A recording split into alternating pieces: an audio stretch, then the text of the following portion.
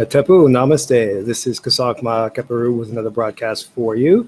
In this one, I want to talk to you about the Egyptian Tree of Life secrets. But first and foremost, hit the like button and don't forget to subscribe to my channel if you want to hear more videos on this topic. And of course, share with your friends and family to get the information out there. It's very, very important. I'm a big Star Trek fan. I love Star Trek. The original series. And there's this saying about the Christians have, what would Jesus do? But I always say, what would Captain Kirk do in this situation? And every day I go outside, I get into precarious situations, and I just stop and I think, I say, what would Captain Kirk do? Anyway, just a little tidbit there to allow people to come in to watch the broadcast there. What's interesting though is there was a time not too long ago, many moons ago, as my Native American friends would say, where I didn't like the mornings. I didn't like getting up in the morning. I would prefer just to sleep in late. Well, if you are in the occult, or if you are a Kemetian, as we call it, a Kamau, that's the proper way to say it, if you are a Kamau. Kam is the etymological root of the Hebrew term Kemite, or Hammond, meaning dark, black, whatever. I digress. But anyway, what we do is we do the trance meditation work. So if we have a bad habit, we can eliminate that bad habit by going into a deep trance state and seeing ourselves performing the correct behavior. So what I have found lately is that I love getting up in the morning early, very early, which is a kind of a bad thing because, I get up too early and I have like at least 2 hours to kill. And I'm like, all right, what am I doing for 2 hours? All right, go back to sleep. It's funny, but this is kind of it's a funny story, but it's really important to understand that, when you're a student of ancient culture, we have a means of dealing with issues. So if you are vexed by some type of negative behavior or bad habit, you don't go to some motivational coach, or you don't listen to like some subliminal tape. You don't have to do that. If you understand the power of meditation or of trance, you go into the subconscious mind and you reprogram yourself to do the correct behavior. That's what we do. And it works wonderfully if you know what you're doing. And these are services that I perform. So if anybody's looking to do that, I promise you, you will see some really wonderful results. Especially, I love working with students who are looking to improve their grades or do better, or in the areas of accelerated learning, to learn quicker, think faster, do all of that, So let's talk about the subject at hand, which is the tree of secrets to the tree of life. Our ancient ancestors, the Egyptians, had a way of looking at the world, a perspective on looking at the world that was very different from Western civilization. And their way was what we call as cosmologics, a study of order, based on logical foundations.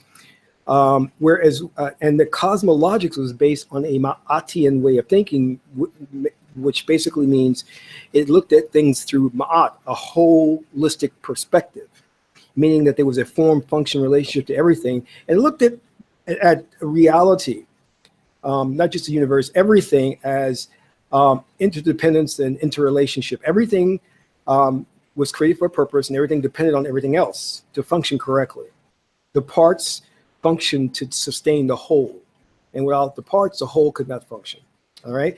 So being that is the case, the whole protected the parts to assure survival. So when somebody, actually, that's a really good point. Let me just stop there. Somebody asked me,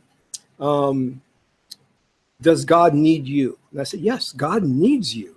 You're very important to God. God cannot do its work without you. You are not something that's beneath God or a minor aspect to God. There's an interdependence between you and God. You are necessary for God, because God has to come to a realization of its, its entirety through you, such as the interdependence and interrelationship between you and God, of all things, to make up the whole. And that's how our ancient ancestors saw things. But Western civilizations, because they're left brain thinking, and we know left brain is segregated, it separates and it sees things compartmentalized. It can't think about things and how they can relate to each other. It can only take one thing apart, label it, define it, and then says that this thing has no relationship to this thing. Okay? So, and that's not an evil thing, because I heard some occultists talking about, well, the evil is the separation of things. I'm like, that's not an evil thing. It's a necessary thing. It only becomes an evil thing if you are predominantly focused on that and polarized in that way of thinking. Then it becomes an evil thing. What you want is integrated thinking, where you're using both the left and right brain hemispheres to integrate your thinking, so you become a whole brain thinker, and that way you have a proper perspective on reality itself. Does that make sense? Okay. So that being said, one of the things that our ancient ancestors studied, the ancient Kamal, K-A-M-A-N-U-A-U, or let's say it this way, Kemetian people or Egyptian people, one of the first things that they studied was the makeup of us, who we are, because they wanted to know what made up mankind. And they broke down the essence of who we are and who we were striving to be, which was God man, God woman, and they quantified it. Just like you have the periodic table of elements, they came up with the divisions of the spirit. And they said, well, the spirit of man or womankind is divided into intelligences. And these intelligences are interdependent upon one another, and they work inside of man to function as a whole. Now, one of the things that to keep in mind, and when we say this, that these intelligences that exist within us are not apart from, they actually are God. They're our God. So they're not apart from the universe. They're not apart from all that there is. So when I say inside, I also mean inside, outside, everywhere. All right. Don't get it twisted and think that there is an inside and there is an outside. As I always say in my videos, when I talk about outside, it's just to facilitate a conversation, but there is no outside. You look up stars. There's no outside with stars up at the sky. That is merely a projection, a holographic projection. Synaptic connections in your mind brain, and you're projecting that just to have an interaction with, to gain. And why are you doing that? To gain the experience. That's all.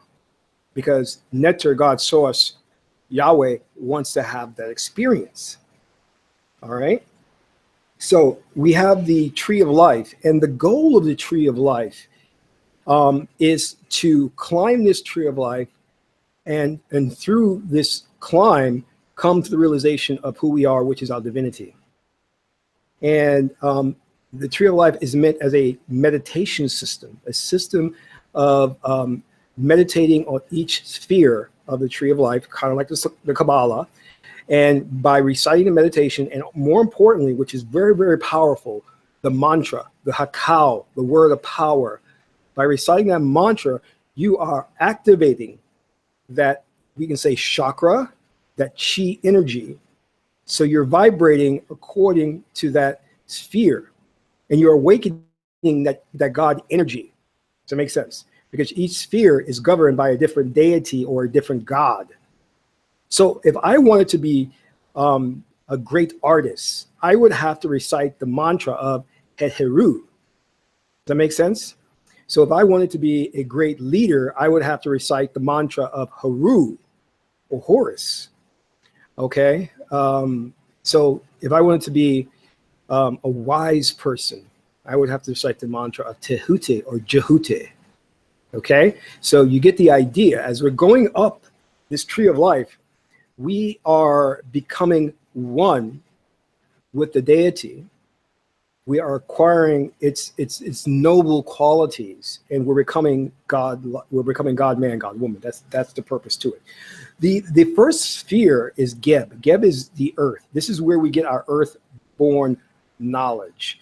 Now, Geb also symbolizes the state of health of who you are, because your state of health is very important, because the physical being, the physical body is what God needs, because God needs the vessel in which to place his consciousness within, to have the fourth dimensional experience to interact with, to gain that experience. Okay, Geb is the physical existence, the health and the earth and everything that exists, that is the physical. As we climb up, the first sphere that we come to is going to be, who would it be? Sometimes we call it Mother, the Great Mother, Auset. And Auset is sometimes referred to as Isis. And she is known in the Christian, I should start saying that too, because I use the word the Egyptian mythology, but I'm going to start saying the Christian mythology. The Christian mythology, Mary, who gave the Immaculate Conception, she gave the birth, she had the Immaculate Conception and gave birth to baby Jesus. So Isis, or Aset, had Immaculate Conception by the Benu bird and gave birth to Heru, Horus. So Aset is our first journey up the tree of life. And then from there, we go to Het-Heru. Het-Heru is Hathor. And she governs the pleasure aspect. She also governs relationships, okay? And she governs the entertainment industry, anything doing with music and art. And then from there, we move over to Sebek, or Anubis. Now, he deals with what I had hinted before, is the left brain. He deals with facts. He deals with figures. He deals with numbers. You know, I would say he's very pragmatic, or he's the type of guy who is factual. In contrast to Ma'at, we'll get into that, and I'll talk a little bit about that, but Sebek is left brain. And then we cross going up, and we get dead center, and we get to Heru, Horus. Heru is the will. He is the son of Auset, or Isis. He is referred to in the Christian mythology as baby Jesus. And Heru is he is the would-be king, would-be ruler, all right? And he is your will. He is that aspect of you that is of coming into being, and we can get more detail of that, but let's say it this way. He's also circumspection. He has the ability to look at everything, and then from there to initiate action. At this point, we're going to move over to Ma'at. Ma'at is the law. Ma'at is truth, justice, and righteousness. Ma'at is balance. As opposed to Sebek, who is fact, Ma'at is truth. There is a stark difference between fact and truth. Okay, something may be factual, but it may not be truth. All right, so I don't have time to go into that, but we'll get to that later. And then moving across, we have Heruku-Huti. Now, Heruku-Huti, I like to refer to him as God of war, but he's God of justice. So Ma'at lays the law down. You break the law, she sends Heruku-Huti to enforce the law. Heruku-Huti does not punish, but he brings back into balance. That is his job. He there is known as the Great Battle of Ben Hutet, where Heruku-Huti fought, and we'll get into that a little later too. Going up from there, we have Ma'at's mate is Tehuti, God of wisdom. Tehuti is also known as Thoth, and Tehuti is also the scribe. All right, so Ma'at is the law, and Tehuti is the measure of the law. How do you apply the law? The wisdom to know when to apply the law. Tehuti is also stilling the thought process, clearing your mind to allow wisdom to come in, the answers to questions to come in. This is the Zen state that we hear so much of in Asian cultures. And then moving across from Tehuti is Sekert. She's old and ancient and very, very powerful. Sekert is God's power, spiritual power, very powerful. She governs the mantras, the words of power, which she can do miraculous and magical things. She's the grand witch. And she also governs cycles and time and things of that nature. And then as we move up, we meet the king himself, Osiris, king of Upper and Lower Egypt. And he is personified as a mummy holding the crook and flail like this. And this is the personification of God man, God woman, of who we need to become. And above him is one more sphere, which is Amen. And that's the state of rest, of peace, and that you get to after many, many, many incarnations. So that is the tree of life. Each sphere is a different god or goddess or deity. And each one has a mantra that is recited to awaken the power of that God. And in awakening the power, you learn to discipline yourself, and you learn to use that power on your climb upward. And it's not just a climb upward, but you're going up, down, and back up again, so that you perfect it and become one with the deity and use the power. So that's an overall view of the Egyptian Kemetic tree of life. So I hope that works for you guys. And let me know if you have any questions. I'll be glad to help you. And we're going to do more lessons on this.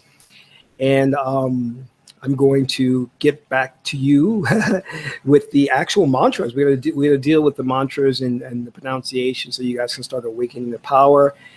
And we'll have some music and stuff, and it'll be seriously cool. All right, so if you like this, again, hit the like button and be sure to subscribe to the channel and share this with friends and family. So until my next broadcast, this is Kasark Ma Keperu, and that's all for now.